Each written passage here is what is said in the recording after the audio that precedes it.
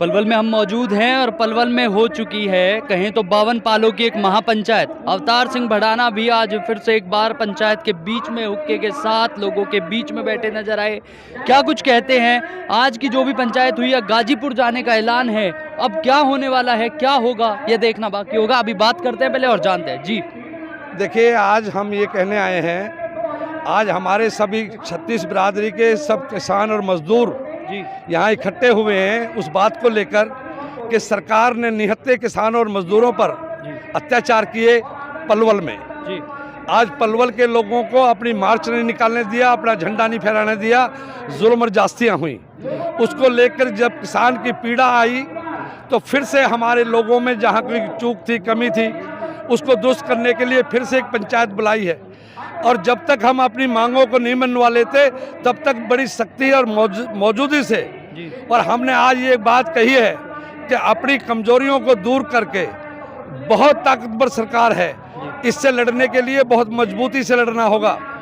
और सबसे बड़ी बात यह है कि जिन प्रतिनिधियों को हमने जिता कर भेजा था, सारे देश के किसानों को यह आह्वान करना चाहिए कि जो प्रतिनिधियों ने हमारे बिल, हमारे खिलाफ जो बिल है उसको पास करने का काम किया है, वो पार्लियामेंट के ज्वाइंट सेशन बुलाकर, राज्यसभा और लोकसभा का ज्वाइंट सेशन बुलाकर हमारे बिलों को वापस लें।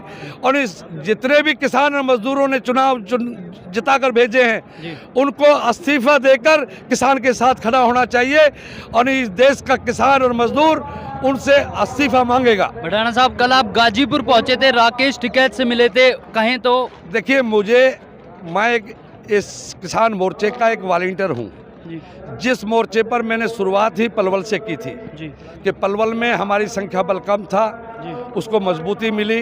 52 पालों ने, पूरे इलाके ने, 36 बिरादरी ने उसमें सहयोग किया।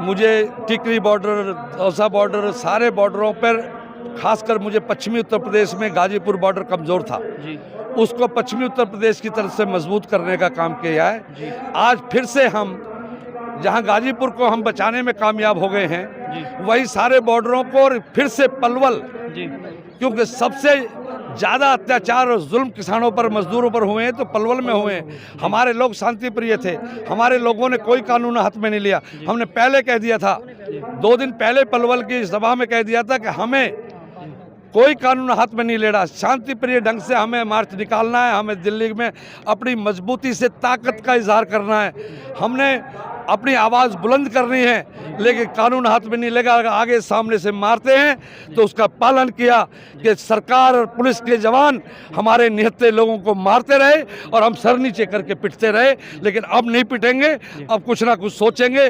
फिर से पंचायतें पाले इकट्ठा होंगी और हम दिल्ली की तरफ कूच करने में पीछे नहीं रहेंगे किसी से। ये थे हमारे साथ अवतार सिंह भड़ाना जी, जो कह चुके हैं कि अब कहीं